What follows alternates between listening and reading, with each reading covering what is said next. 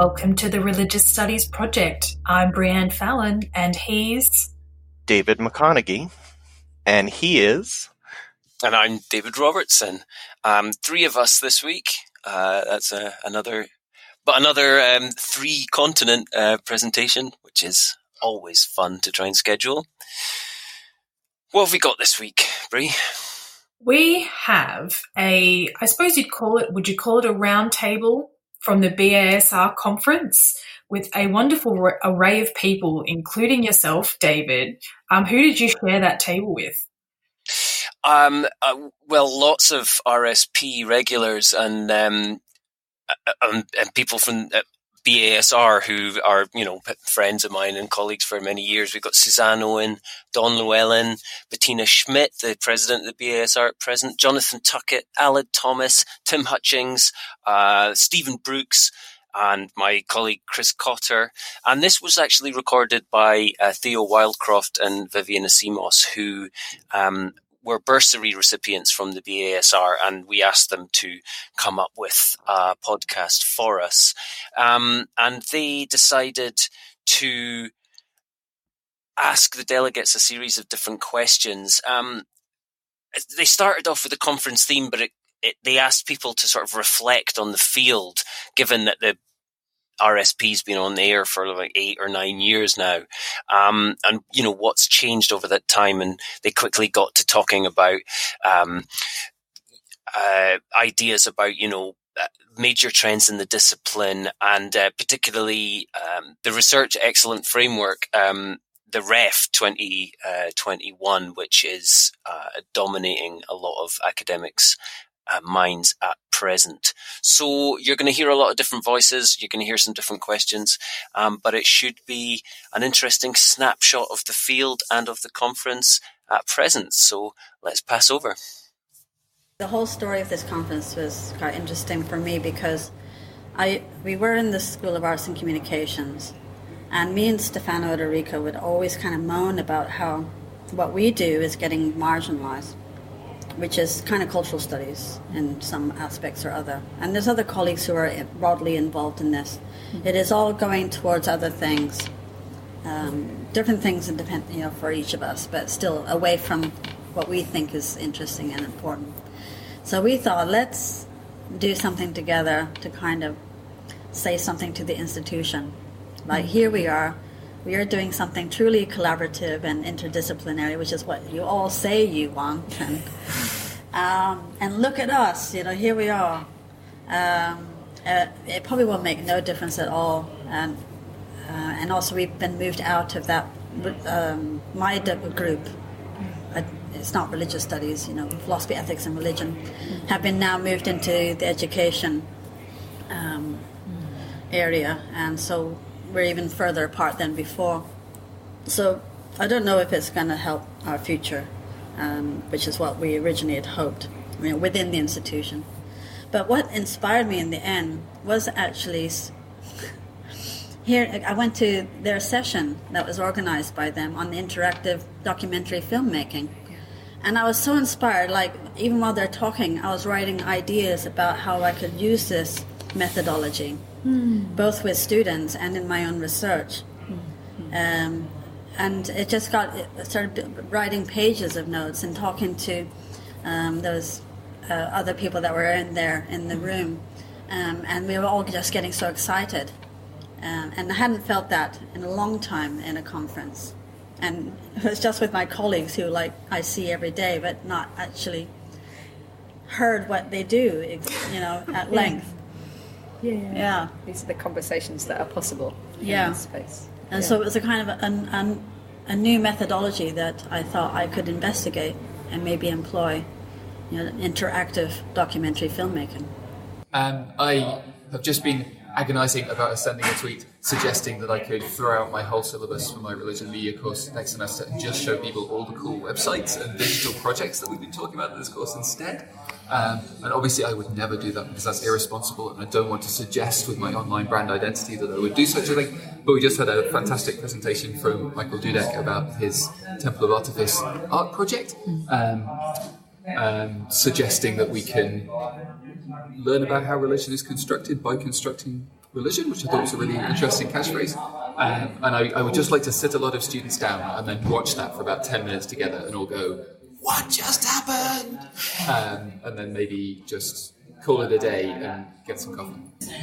Religious studies looks at the place of religion in contemporary society, and as an anthropologist, my focus is in particular on the current world, state of religion all over the place, and technology and social media and internet also has space for religion. Therefore, in order to study religion in society today, we also have to look at technical forms, digital media, and digital representation of religion. Therefore, it is interlinked. We cannot separate it.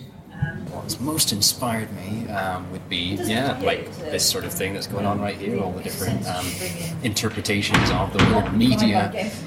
We've had mediums, we've had media being interpreted in terms of podcasting, video, performance. We're going to have a performance in this session. So, I think that's probably the most inspiring thing. It's been broad but useful orientation around that term media. Never heard the idea of religion as medium before. That was interesting in Michael's presentation. I mean, I don't know what to make of it, but at least it's something I've never heard before, which doesn't happen that much. Well, one of my research projects is spirit possession. Spirit possession is also very visible in certain type of media, in film and on TV and in social media. Voodoo, one of the religions I study, is so misunderstood and so often misrepresented in media that sometimes I can't watch a movie, or I have to stop watching TV because I'm getting so angry because of the misrepresentation of religion. And this is where I think we need much more research to be done in this area. There are lots of very interesting connections, and I'm interested in the disconnections, I think, as well. I think we do focus quite a lot on the connections because it is an emerging, thriving, exciting approach, and I think sometimes it's helpful to think about the ways in which those things probably aren't connecting. But I think I'm still really, really interested when you see people using technology as an individual to make points of connection. I'm interested in that relationship between individual sense of identity or belief and practice or worldview, whichever term you prefer, and how we engage, manipulate, use technology for religious reasons to connect. And I think that kind of comes from some of my work on reading practices. We think of reading as quite an individual practice. We're in bed, we're in a battle, we're curled up on a sofa, when actually we often read to find connection. So I like mapping that, I think, and seeing how technology can generate or cultivate forms of connection in places and in ways we didn't really anticipate. And I kind of also like the way in which, again, I'm kind of thinking about reading, is when I was doing my stuff on reading practices, everyone was going, but no one's going to be reading books in 5 years, we're all going to be just reading digitally, and we're all just going to be working from other forms of word. It won't be the printed book with hard things. And then I'm just like sat here, and I'm not taking notes on a laptop during this conference. I tried that. I've gone back to pen and pencil, and that massive shift with kind of as a reading practice hasn't happened, or it hasn't sustained in the way. So I'm interested in when those connections kind of break and we revert back to technologies, because they're all technologies, they're all embodied, material, touchy, feely stuff that we use to make sense of our religious worlds. Something I really like about this year's BASR conference is the emphasis on technology, but particularly in terms of examining cultures and the ways people interact through technology. Something that I think most scholars should look at, if they are interested in doing so, is the ways people use the internet to communicate and the communities that can emerge from the internet, and the ways people who may not necessarily meet one another out in, let's call it, the real world, but are given a platform through which they're able to assemble communities, often fluid ones, and explore meaning. I think I saw it through a lot of this through students' eyes. So, I was program leader for religious studies, and the problem that we had here was that all of their options were in theology because I was the only religious studies person. And they did, not all of it, some of them did, but not all of them wanted to deepen their theology studies. They wanted to do more either religious studies or something like that. And so I saw the natural partnership was media, film, and culture, because they did cultural studies, media studies, and the kind of analysis that I was doing with the Druids, with the media sort of discourses around Druidry and indigeneity, and also the category of religion when the Druid Network became registered as a religion by charity commissioners. And the students also were interested in those topics when I'm teaching them, looking at religion and media topics. However, it was very difficult in the way that the programs are structured in this institution for us to do that. And so students could only do it by request ad hoc. And we wanted to do a joint degree, but it was during the time when they were trying to avoid any joint degrees because of issues of timetabling and various other things. And then also there is the issue, I think, about how we're all, who claims the student? Is the student media or is the student religious studies if we were to do a fully joint degree? And this is a problem, like with numbers, because numbers are important now, as the latest HEA report came out. And now we are going to review those numbers and find out what the real story is. Okay, so I saw it that way, but also in my own research I was also using a lot of photography and things, and also I did a project with Newfoundland artists over Indigenous representations. And I thought it was an area that a lot of people were dipping into, but not really maybe thinking about it full on as an interdisciplinary area. I guess for me it's more of a pedagogical thing, if I've said that word correctly, because I find the new technologies and stuff great for teaching with. I've had great success engaging with students, even though I talked about a video game in one of my classes and I used that video game to explain Marxism to them. Even though they'd never played the game itself, they understood the medium of the game and they engaged with it on a much better level. So I like that development. It shows vitality and life to the field, that you can bring those two disparate fields, that it's not just religious studies is not just a bunch of crusty old white men sitting in libraries reading texts from 2,000, 3,000 years ago and arguing over how you translate one particular word. It shows new energy to the field, I think. The study of religion in society is at the core of society. This is why I started with anthropology. I started with totally different questions, but I moved more and more into anthropology of religion. Because I really believe in my heart that we cannot understand a different culture, different people, without understanding what they believe in or what they are not believing in. We have to understand secularism, atheism, non-believers. We also have to understand people who are passionate Pentecostals or passionate Voodoo saints, and we have to understand what they really what motivates them to do certain actions, and therefore we have to understand what they believe in. This is why I think study of religion is at the core of understanding society. I had traditionally come at it as a kind of cultural critic, that these are useful ways to sort of, to analyze the kinds of cultural sort of discourses and representations and things like this, that you can always sort of evaluate and critique that. Because I did start off with my PhD with the discourse analysis kind of approach. But I think since then I've been doing a lot more doing things differently. And in some cases, sometimes it doesn't even look like religious studies. Some of the Newfoundland work, like when I was doing the one with the artists, I was thinking, I'm not sure this is actually religious studies anymore. You know, I don't even mention the word religion once in that whole project. You know, but I'm talking about the experience and interests of the artists and why they were representing this particular Indigenous group.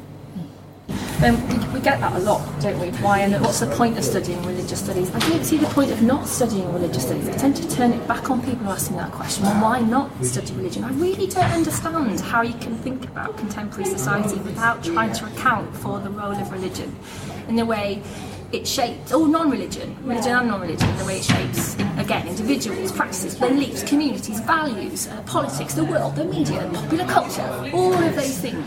How can you kind of understand where you are unless you understand the roles that religion has had in kind of getting to where we are in contemporary society? It baffles me that people don't think it's an important subject. And I think as well it's such an interdisciplinary discipline. So we've got scholars here who can comment on popular culture, ancient texts, contemporary rituals, new practices. So it's such an interdisciplinary kind of vast array of approaches and questions that we bring that I just don't, it baffles me that people think it isn't related to contemporary society, quite frankly.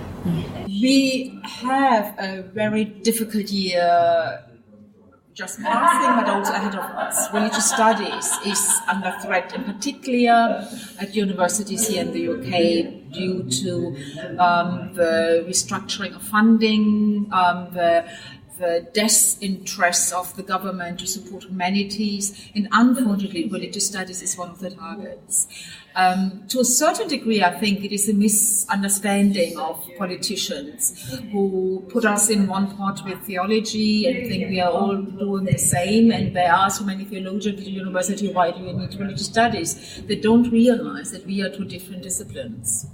And therefore there is a threat of reduction of funding, sponsoring, also raising awareness of our discipline. Religion is also studied by historians, by people who study different languages, by philosophers, by people in geography and in other disciplines. And often there is a lack of understanding that we are also discipline. And that in order to study religion, you have to learn something about our discipline. The name religious studies I have a problem with. And it's an awkward category no matter how you try to phrase it and put it. Whether you call it the Department of the Study of Religion or the Program of Study of Religion, how are students going to recognize it? Calling it religious studies, is always complicated because at schools, like in Catholic schools, they call what they're getting religious studies, and it's all mainly Catholic tradition, not even other Christianities. And so this is a big problem, and also because of the historical legacy of it and what they call it in the US and those things. Science of religion, of course, it sounds just awkward in British ears, I think, to call it that, from the German tradition. The pressure that comes from when students taking at GCSE to A-level through to university level uptake, like what are we doing that's not selling religious studies as a discipline? I think that is a real challenge. I don't want to say it's an inevitable decline. I don't want to say it's a massive threat, because to do that you can add fuel then to that fire. Those kind of words get associated, and we don't think about the positive ways in which no capacity is building.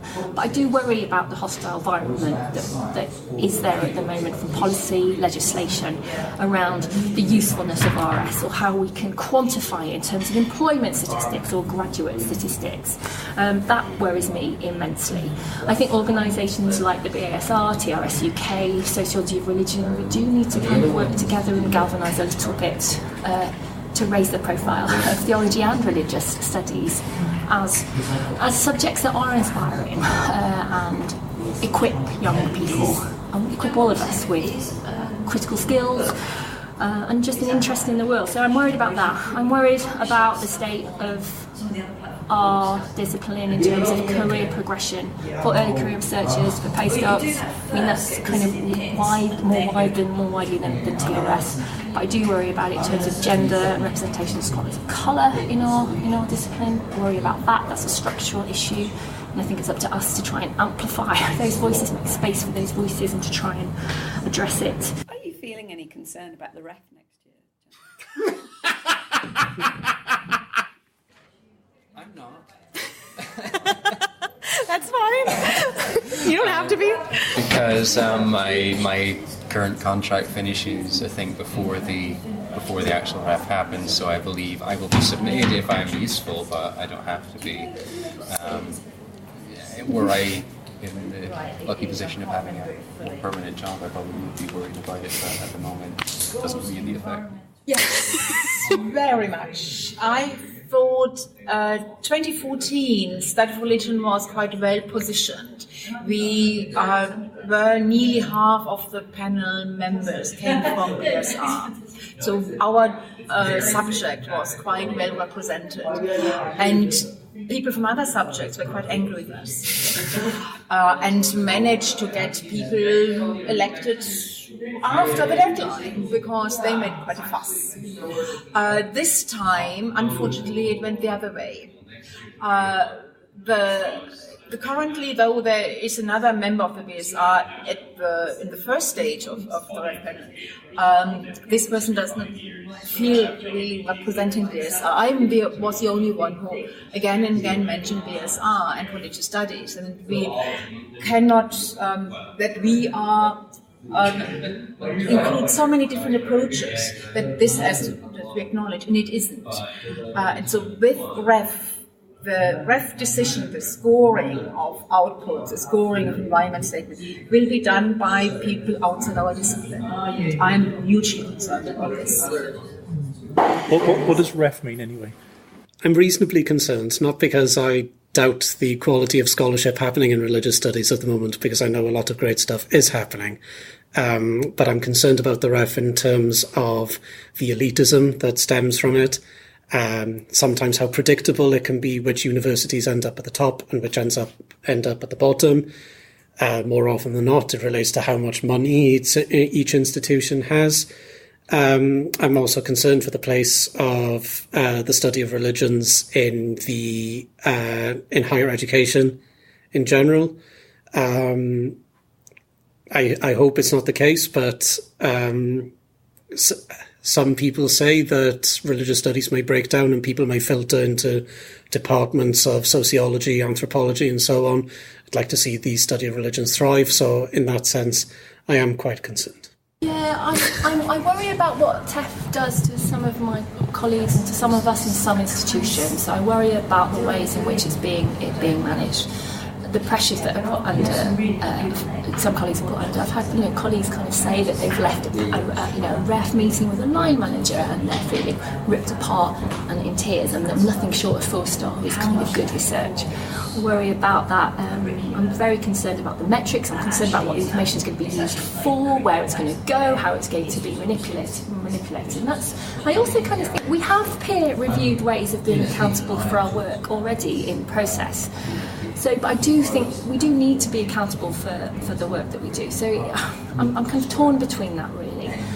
Me, personally, I think I'm just really fortunate that at Chester it's been a very collegial process. We have worked together to work on a system in which we are assessing each other's work, but it's done in a supportive, kind of critical way, and there's collegial decisions being made about who's in and who's out. And I've been mentored to try in the ways that I'm kind of prepared for ref. So I didn't publish my first book in time for the first ref I was in. I was told, well, hang on a second, you don't need to do that. And they wait till the second ref. So I worry about what it is doing to some people in some places. And I don't want to give it too much kind of credit and time. There's huge problems with it, but at the same time, is it the system we're in, and how can we work best with it? What are the ways we can work best with it so that colleagues feel supported through it rather than pulled apart and stressed? Am I concerned about ref? 2021 on so many levels. I don't even know where to start from, like, the conceptual level of how REF goes about gathering its data, to what it thinks is good data, to what it thinks impact is, to what it's then done to university systems who are effectively trying to game a system, to the fact of Brexit impacting that as well. Because I'm sitting here being like, I've been trying to get a job for 5 years, and my best chance now is Brexit goes ahead and a bunch of foreign academics get kicked out of the country by a xenophobic government. I mean, how dire is that situation? One important issue is raising awareness for our discipline. When we go to other conferences, when we go to conference organized by other organization or conference bringing in people from different disciplines about a topic, we need to make sure that people realize we are speaking also for our discipline. Therefore, when I go to, for instance, Caribbean Studies or Brazilian Studies Association conference and speak about my research, I make sure that I come from anthropology, but I speak now for religious studies. And so I show the methods and approaches we do instead of religion when I speak to people in Brazilian studies or in Caribbean studies. And I think this is what we have to do. We have to raise awareness. We are not just a topic, we are a discipline. I mean, obviously one is interdisciplinarity, like who can we link up with? Because I linked up with an anthropologist and got funding from the British Academy to do the fieldwork with the project in Newfoundland with Newfoundland artists. And I don't know if I would have got that on my own. So it helped, like, I had an anthropologist from Edinburgh, John Harris, who was able to do this with me.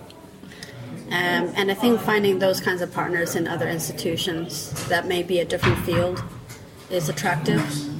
So that would be on the research side. In institutions, it's really difficult now because we don't decide programs. Managers decide programs in some way. And it's a very difficult thing now to get a program off the ground or any kind of collaboration.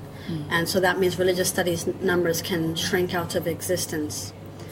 Standalone courses in religious studies, there are not that many. What we heard that maybe only 4 or something that might still exist, at least on the paper, according to HEA or something.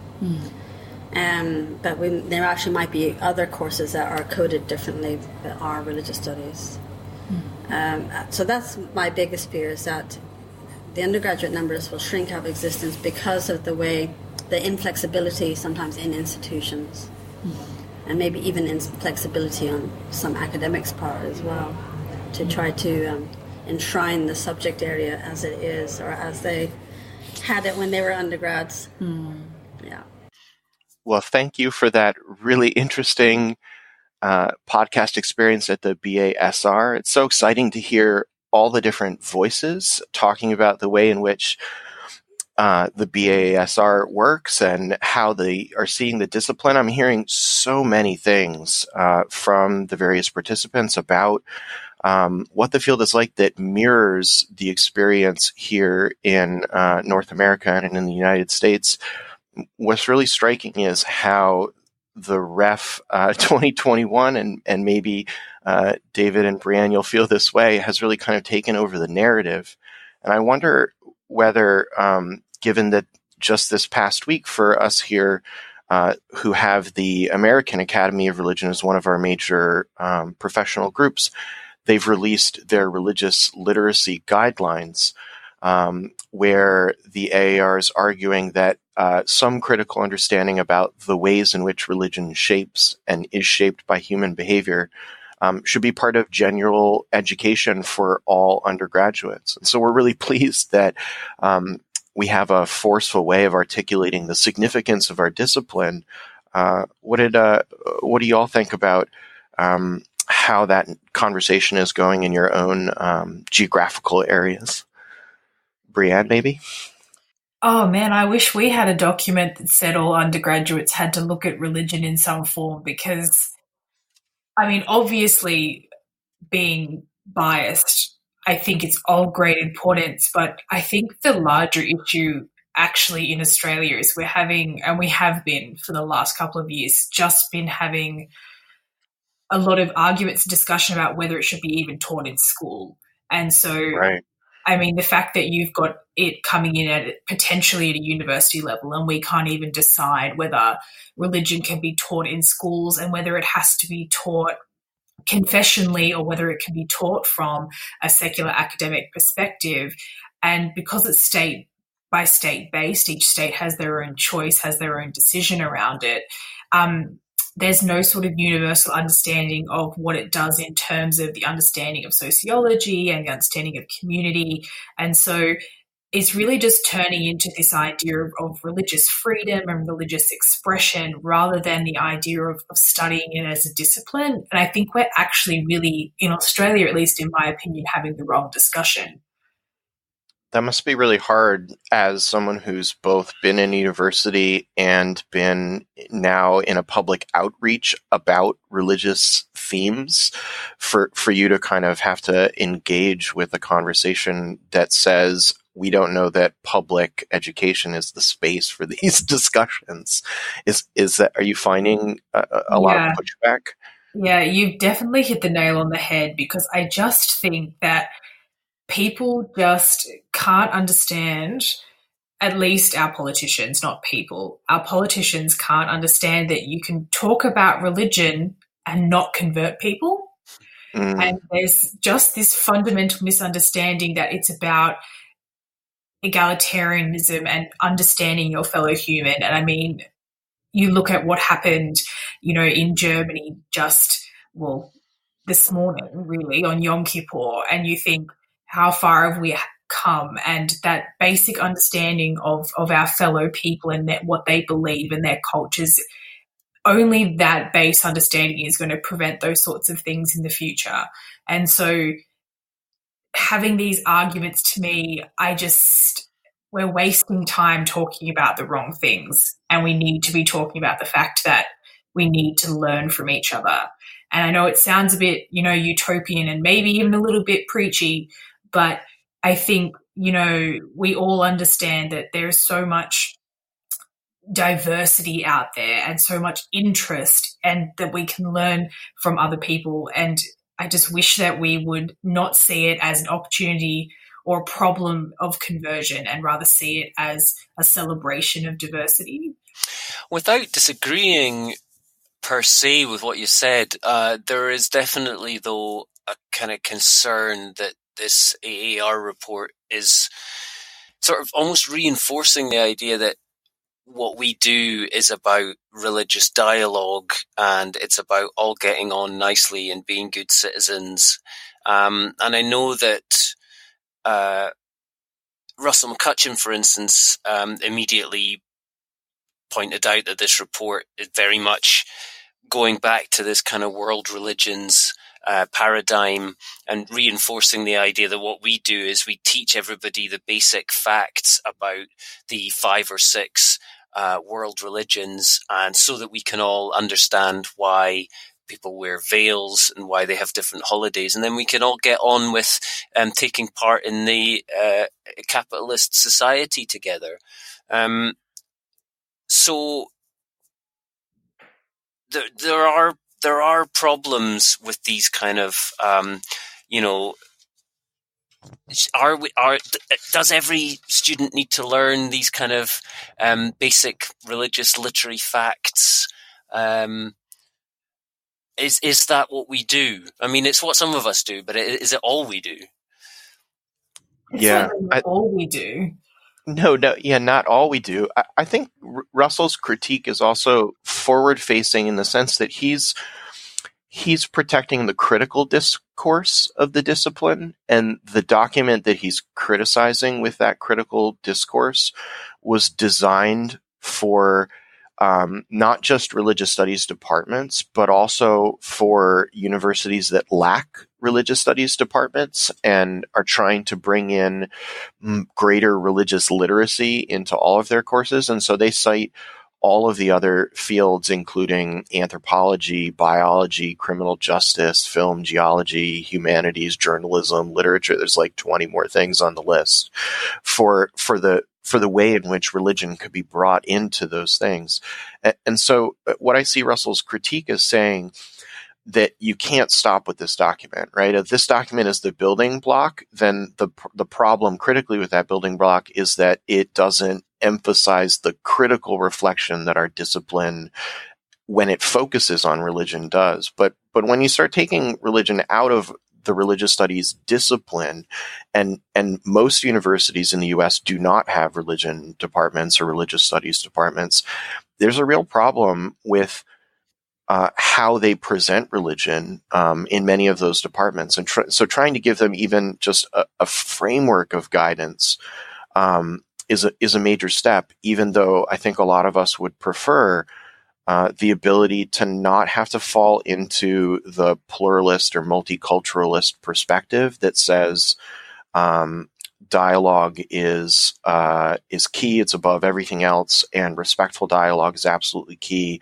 And then when you start having that, then it becomes much more difficult to criticize or critique religion. And so I think they're balancing those two kind of impulses there, right? To protect the boundary of the field, but also make the field accessible outside of those boundaries in productive ways. And it's really hard. It took them 3 years to come up with this document. Yeah.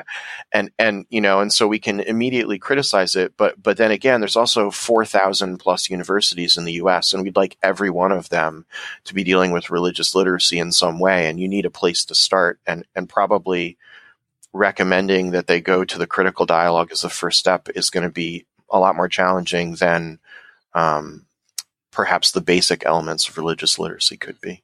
And I suppose you can hope that if students engage with religion or some form of religious literacy in anthropology or journalism or whatever, that it will lead them towards a religious studies department, that it is the first step in realizing the importance and maybe even a passion for the topic.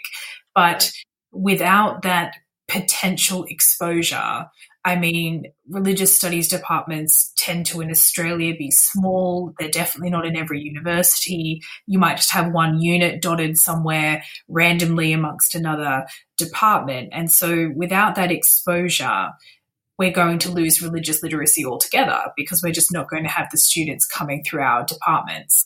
So it is, it's not a replacement, but at least it's something that may get people coming in the right direction. Well, I can't wait to continue talking about this with all of you more, but lest our dear listeners be treated to a second podcast today. Well, talking of being treated to a second podcast, if you're a Patreon subscriber, there'll be a new episode of Are You My Data up this Wednesday, which I recorded with Naomi Goldenberg when I was in Hanover in Germany recently. That's a lot of fun. If you haven't heard Naomi talking off the cuff before, you're in for a treat. And there'll be another episode of Discourse 3 weeks after that, which Chris will be hosting. And I imagine that the AAR literacy report will be coming up in more depth in at least one of those episodes coming up over the rest of the year. Absolutely. And we also have coming up the following week another interview from Sidney Castillo on the secularization of discourse in the contemporary Latin American neoconservatism with Jerry Espinoza Rivera. And I'm really excited to hear about this because there are so many interesting things happening in Latin America right now, and I can't wait to hear more about it. But until then, we all say... Thanks for listening. Thanks for listening. Thanks for listening. The Religious Studies Project is sponsored by the British Association for the Study of Religions, the North American Association for the Study of Religion, and the International Association for the History of Religions. The Religious Studies Project is produced by the Religious Studies Project Association, SCIO, a Scottish charitable incorporated organisation, charity number SC047750. Brought to you by editors Brianne Fallon and David McConaughey, and founding editors Chris Cotter, that's me, and David Robertson, that's him. Our features are edited by Rebecca Barrett-Fox, with marketing managed by Benjamin Marcus. Our Opportunities Digest managed by Ella Buck, podcast transcription by Helen Bradstock, and social media managed by Red Radford. Don't forget, you can support the project by using our Amazon.com, .co.uk and .ca links, or donating at patreon.com/projectrs. And you can find us on Facebook, Twitter, YouTube, iTunes, and other portals. Thanks for listening.